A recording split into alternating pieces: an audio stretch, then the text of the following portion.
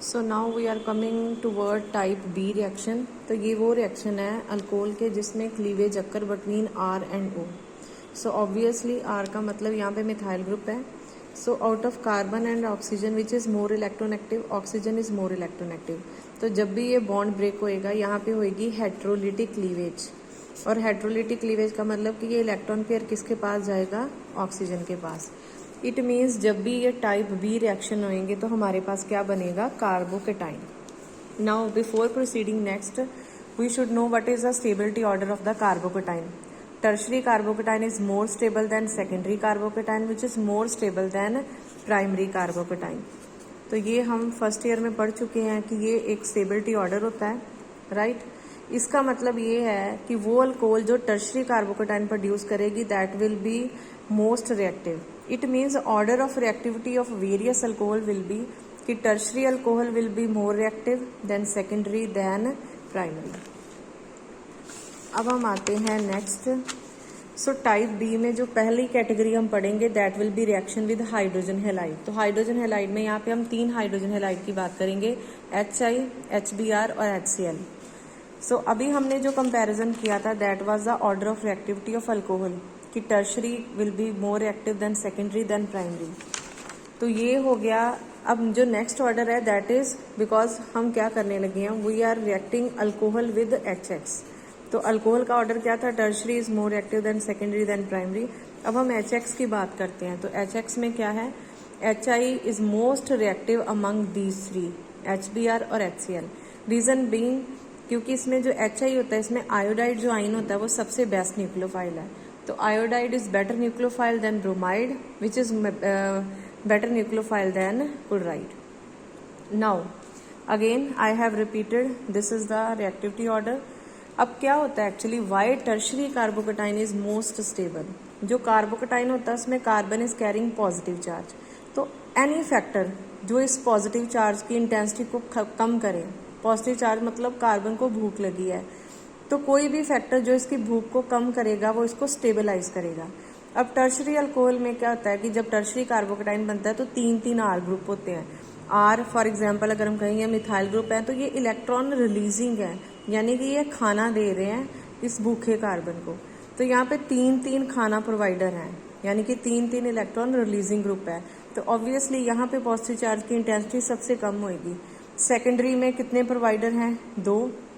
तो secondary tertiary से कम होएगा और सबसे कम आ जाएगा अगर हम कार्बोकेटाइन की बात करें among primary, secondary and tertiary that will be primary.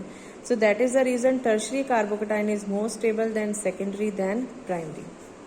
Now we are comparing. अब हम डिफरेंट HX ले रहे हैं। तो सबसे पहले हम ले रहे हैं ये है HI, HBr, HCl, जिसमें हम देख चुके हैं कि सबसे स्ट्रॉन्गर रिएक्टिविटी किसकी, HI की।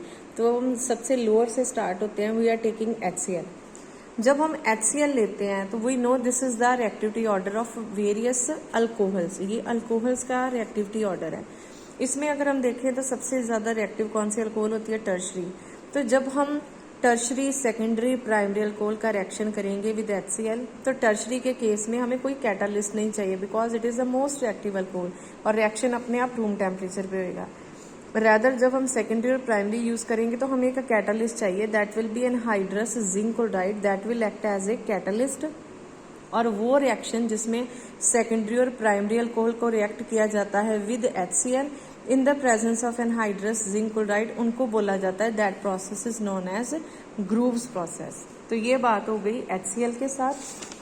अब हम आते हैं इनके रिएक्शन देख लेते हैं। फॉर एग्जाम्पल ये था प्राइमरी, सेकेंडरी, टर्शरी।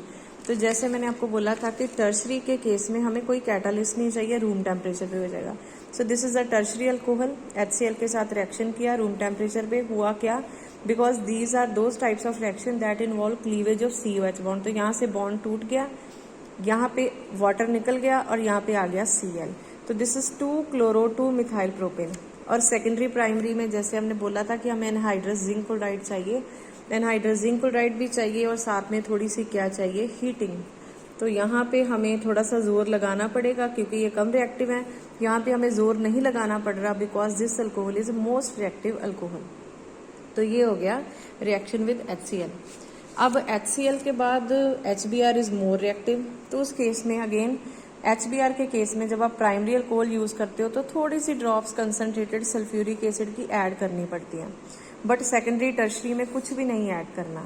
सो ये HBr है, इसमें सिर्फ प्राइमरी अल्कोहल का रिएक्शन दिया हुआ है कि हमें थोड़ी सी ड्रॉप्स चाहिए सल्फ्यूरिक एसिड की, that will act as a catalyst, और ये हमारे पास क्या बन जाएगा, RX, हमारे पास हेलो अल्केन बन जाएगा। नाउ कमिंग टू HI क्योंकि सबसे ज़्यादा रिएक्टिव है, तो इस केस में देखो कोई भी, ये प्राइमरी अल्कोहल ही है, ना हमें कोई एसिड चाहिए ना हमें कोई कैटलिस्ट चाहिए, सिंपली हमने इनको रिफ्लक्स कर दिया तो हमारे पास क्या बन गई, हेलो अल्कीन।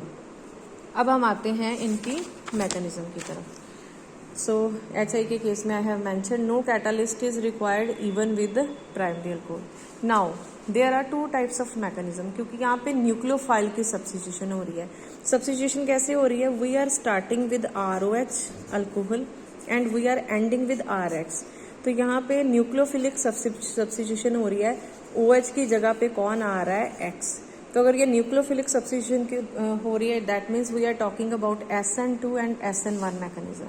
अब हमारे पास 3 तरह के पार्टिसिपेंट हैं, प्राइमरी, सेकेंडरी एंड टर्शरी। इन 3 पार्टिसिपेंट में से जो प्राइमरी अल्कोहल होती है वो कौन सा रास्ता अपनाती है, SN2 मैकेनिज्म का, और जो सेकेंडरी और टर्शरी अल्कोहल है वो कौन सा रास्ता अपनाती हैं, कौन सी मैकेनिज्म अडॉप्ट करती हैं, SN1। ये मैकेनिज्म अपने आप नेचर में होती है। रीजन भी, सेकेंडरी और टर्शरी अल्कोहल के केस में अगर वो SN मैकेनिज्म के थ्रू जाती हैं तो कार्बोकेटाइन बनेगा, तो ऑब्वियसली सेकेंडरी और टर्शरी के केस में कार्बोकेटाइन स्टेबल होता है, तो that will follow SN1 path. अब SN2 पाथ में कौन सा अल्कोहल आएगी, प्राइमरी अल्कोहल। प्राइमरी अल्कोहल में एक ही R ग्रुप होता है, तो इस मैकेनिज्म से इसको प्रॉब्लम नहीं होगी, क्योंकि यहाँ पे आपको पता है कि SN2 में क्या होता है, कोई कार्बोकेटाइन नहीं बनता, सिर्फ एक ट्रांजिशन स्टेट बनती है, और ये वो मॉलिक्यूल अडॉप्ट करते हैं जहाँ पे लेस स्टीरिक हिंड्रेंस, यानी कि वो मॉलिक्यूल जहाँ पे R ग्रुप कम से कम होते हैं। तो अब हम इसको समराइज कर देते हैं कि प्राइमरी अल्कोहल कौन सी मैकेनिज्म फॉलो करती हैं, SN2, और सेकेंडरी या टर्शरी अल्कोहल कौन सी मैकेनिज्म फॉलो करती हैं, SN1। नाउ थोड़ा सा ब्रीफली हम देख लेते हैं SN2 मैकेनिज्म क्या होती है। SN2 mechanism is a concerted process जहाँ पे बॉन्ड टूटता क्या है, ये ROH है और ये RX है, तो इसमें क्या होगा कि RO का बॉन्ड टूटेगा और RX का बॉन्ड बनेगा। तो जब हम SN2 की बात करेंगे तो बॉन्ड ब्रेकिंग और making it will takes place simultaneously. दूसरी SN2 की पहचान क्या होती है कि जो ये न्यूक्लियोफाइल होएगा, यानी कि जो X आएगा, HX का X आएगा, that attack will occur from back side. Again ये SN2 मैकेनिज्म कौन सी अल्कोहल फॉलो करेगी, which will be less sterically hindered, because यहाँ पे क्या बनती है, एक ट्रांजिशन स्टेट। तो अब मैं डायरेक्टली आती हूँ टुवर्ड SN2 मैकेनिज्म। जब SN2 लिखा है तो ऑब्वियसली हमारे पास कौन सी अल्कोहल है, प्राइमरी अल्कोहल। तो HX सबसे पहले 2 पार्ट्स में ब्रेक होता है, H positive and X negative. तो सबसे पहले H पॉजिटिव आएगा, अल्कोहल के पास ऑक्सीजन के साथ रिएक्ट करके इसकी वैलेंसी को बढ़ा देगा और यहाँ पे पॉजिटिव चार्ज आएगा। नाउ ये हमारे पास प्रोटोनेटेड अल्कोहल है, कौन सी अल्कोहल है, प्राइमरी अल्कोहल।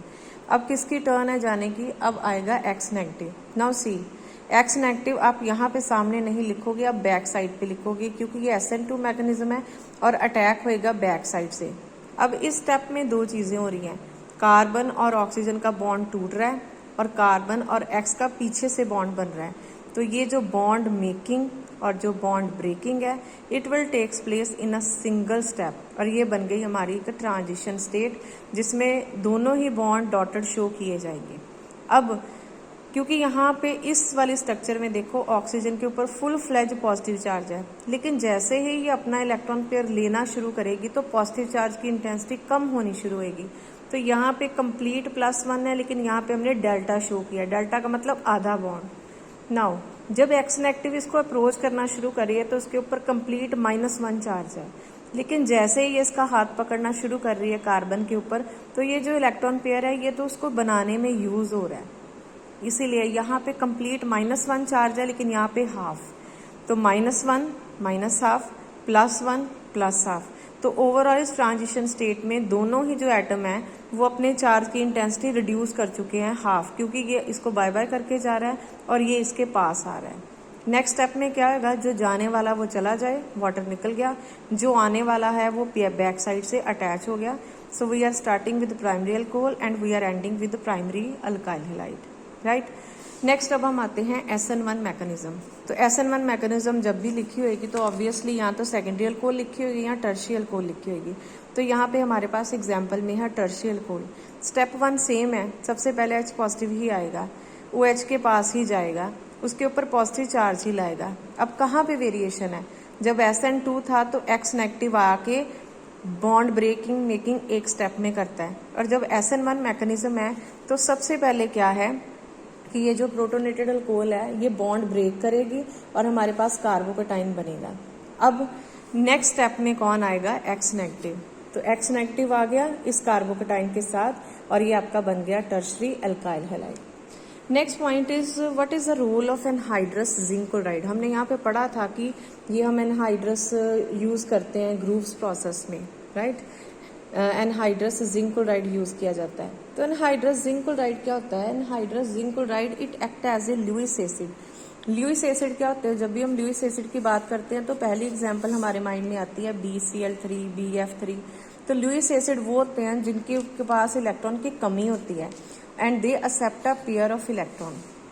अब इस केस में अगर zinc chloride is acting as a Lewis acid तो ऑब्वियसली ये इलेक्ट्रॉन पेयर क्या करेगा, एक्सेप्ट। हमने कहा what is the importance of zinc chloride. तो जिंक क्लोराइड क्या करता है, it act as a catalyst. ये क्या करता है, ये अल्कोहल से इलेक्ट्रॉन पेयर ले लेता है। इससे क्या होगा कि ऑक्सीजन के ऊपर पॉजिटिव चार्ज आ जाएगा और ये जो बॉन्ड टूटना है ये इजी हो जाएगा, क्योंकि ऑक्सीजन अंडर प्रेशर आ जाएगी, स्ट्रेस आ जाएगी कि मेरे 3 बॉन्ड है, अब तो मुझे तोड़ने ही पड़ेंगे। अगर ये 3 बॉन्ड नहीं आते हैं तो अल्कोहल बैठी रहेगी, तब तक यहाँ पे कोई भी ब्रेकेज नहीं होगी। बट जैसे ही जिंक क्लोराइड हमने इसके साथ रिएक्ट किया, इसने इलेक्ट्रॉन पेयर लिया, तो ऑक्सीजन स्ट्रेस में आएगी, तो वो इस बॉन्ड को तोड़ेगी और हमारे पास क्या बनेगा, we will be getting a carbocation. So this is the role of anhydrous zinc chloride कि वो स्पीड अप कर देता है किस चीज को, cleavage of R and O by taking a electron pair from oxygen. So next है अब जब भी SN1 रिएक्शन होती है तो क्या बनते हैं, कार्बोकटाइन। और जब भी कार्बोकटाइन बनते हैं तो क्या होती है, रीअरेंजमेंट। रीअरेंजमेंट हमेशा ऐसी होएगी कि अगर प्राइमरी कार्बोकटाइन है उसको कोई ऑप्शन मिल रही है कि वो सेकेंडरी या टर्शरी कार्बोकटाइन में कन्वर्ट हो जाए तो वो रीअरेंज हो जाएगा, कभी भी उल्टा नहीं होगा, राइट। सेकेंडरी के पास ऑप्शन होगी कि वो किस में कन्वर्ट हो जाए, टर्शरी में। तो हमेशा 2 तरह की पॉसिबिलिटी होगी, या तो प्राइमरी इन दोनों में से कन्वर्ट हो जाए या सेकेंडरी टर्शरी में। कभी भी जो बैक साइड है वो ऑप्शन नहीं है, यानी कि टर्शरी कभी भी प्राइमरी में कन्वर्ट नहीं होगा। So now we are talking about what are the rearrangements during SN1 reaction. So rearrangement में क्या है, सबसे पहले हम एक एग्जाम्पल लेते हैं। ये एग्जाम्पल है, इसका कॉमन नेम है, this is a neopentyl alcohol. तो जब हम इसमें HX ऐड करेंगे, हमारी एक्सपेक्टेशन क्या है कि ये RO बॉन्ड टूटेगा तो OH प्लस H वाटर निकल जाएगा और X क्या आ जाना चाहिए जहां से OH निकला था। सो हमारी तरफ से एक्सपेक्टेड प्रोडक्ट ये है कि OH की जगह पे क्या आ जाना चाहिए, X। बट एक्चुअल प्रोडक्ट क्या होता है, एक्चुअल में व्हाट वी फाइंड कि जो X होता है ये इस कार्बन, ये नेक्स्ट कार्बन के साथ अटैच होता है। तो जब भी हमारे पास 2 तरह के प्रोडक्ट आए, expected as well as actual, तो उस केस में वी अज्यूम कि कौन सा इंटरमीडिएट बन रहा है, कार्बोकटाइन, राइट।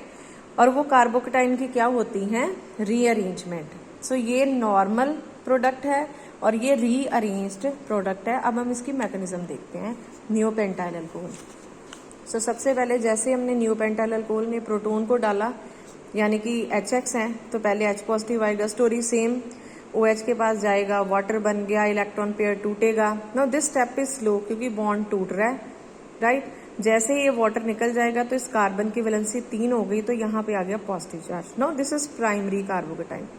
अगर इसी स्टेज में X यहाँ पे लग जाए, Cl यहाँ पे लग जाए, तो वो हमारे पास ये वाला प्रोडक्ट आ जाएगा जिसको हम कहते हैं एक्सपेक्टेड। बट यहाँ पे हो जाती है रीअरेंजमेंट।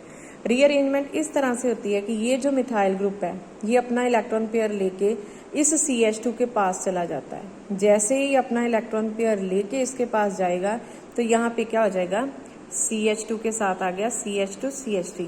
नाउ क्योंकि यहाँ पे इन दोनों कार्बन के बीच में बॉन्ड था, वो बॉन्ड के इलेक्ट्रॉन लेके ये चला गया, तो अब पॉजिटिव चार्ज यहाँ पे नहीं, अब पॉजिटिव चार्ज आ जाएगा इस कार्बन पे।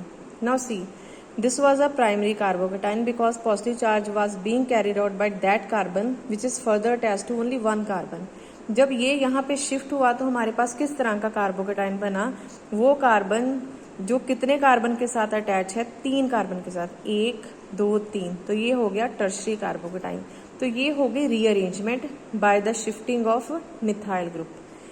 अब जब भी प्राइमरी से टर्शरी में अरेंज हो रहा है, रीअरेंज हो रहा है, तो ऑब्वियसली अगर हमारे पास लेट से 100 मॉलिक्यूल हैं तो 100 में से 90% जो मॉलिक्यूल्स होंगे वो ऐसे होंगे जिनमें ये रीअरेंजमेंट होएगी।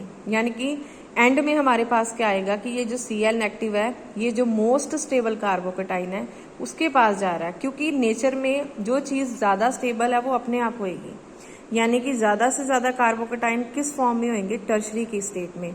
तो ये हमारे पास आ जाएगा actual product which will be कि जहां पे मोस्ट स्टेबल कार्बोकेटाइन बना है वहीं पे जाके X नेगेटिव अटैच हो गया। So this is 2-chloro-2-methyl butane. So ये था reaction with HX and it is very very important reaction.